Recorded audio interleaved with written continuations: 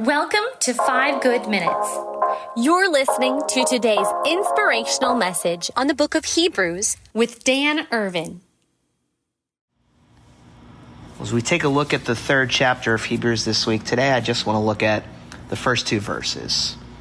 Therefore, holy brothers and sisters who share in the heavenly calling, fix your thoughts on Jesus, whom we acknowledge as our apostle and high priest. And I don't know what you spend most of your time thinking about. Maybe when you have a free moment, you're not at work, you're not wrapped up in a project, you just have time to freely think. What comes into your mind on a routine basis? Chances are, whatever it is that consumes your thoughts, when you have moments to clear your head, whatever pops into your head is the thing that is important to you, the thing that maybe is weighing on you, the thing that maybe you're excited about.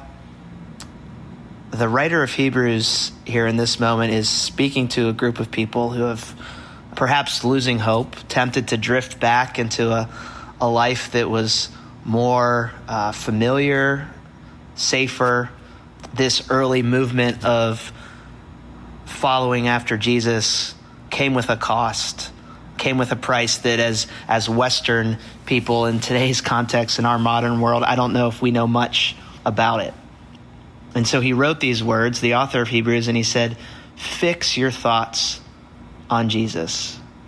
Fix your thoughts. You know, this word fix, it was the Greek word for it is to consider carefully, to pay close attention to. It's more than just a glance at who Jesus is, but it's the continuous practice, the habit of the mind and the heart to truly consider Jesus. It's what shapes us, what we think about, what shapes us, and it shapes the course of our emotions, our spiritual lives. You know, we think about the way that we operate in the world, we're constantly asked to fix our minds on something, either our plans, problems, your next appointment, your next vacation, your resume, how you might be able to update it or enhance your chances of moving forward. And none of these things are maybe bad things, but when these are the things that consume us, when we carry these things in such a way that it weighs on us, it can crush us. It can let us down in a way because these things were never meant to carry us. The writer of Hebrews says, consider Jesus, fix your eyes on Jesus. And he points out two things after he says these things, whom we acknowledge as our apostle and high priest. You know, the apostle, Jesus, the apostle, the sent one by God, God himself.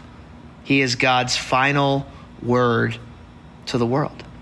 Jesus is also the high priest, and this would have been extremely significant for the hearers of Hebrews to understand this, that Jesus was the one that can represent them before God. There's no longer a need to bring animal sacrifices to the temple because now they have Jesus to go between them and the God. Jesus offering the greatest sacrifice of all, his life, so that we could be in a relationship with God. Jesus, the high priest, became the ultimate sacrifice.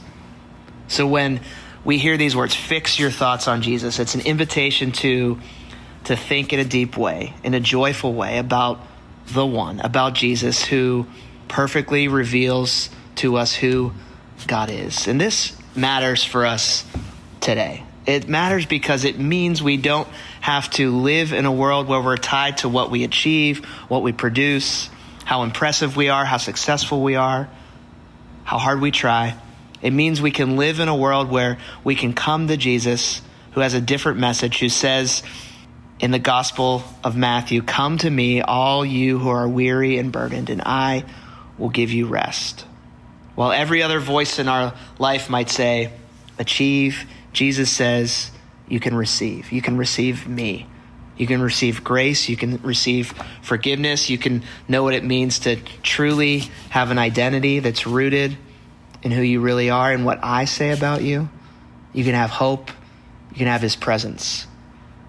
Corrie ten Boom, who was living through the horrors of a lot of the Nazi concentration camps, the Holocaust. She harbored many Jews and keeping people safe during that time. She had a well-known quote. She said this: "If you look at the world, you'll be distressed. If you look within, you'll be depressed. But if you look at Christ, you'll be at rest." When things are out of control in our own lives, when things are seemingly not going anywhere, the only hope that we can truly have if we're in Christ is to know him, is to fix our eyes on him, is to consider him, to consider how he views the world, consider the way in which he is holding all things together, even when things might seem out of balance. It can bring peace. It can bring transformation in a deep way.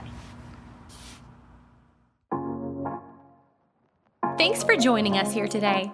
There's a lot of great content to explore on Orchard Hill Plus and on the Orchard Hill main feed from the weekend.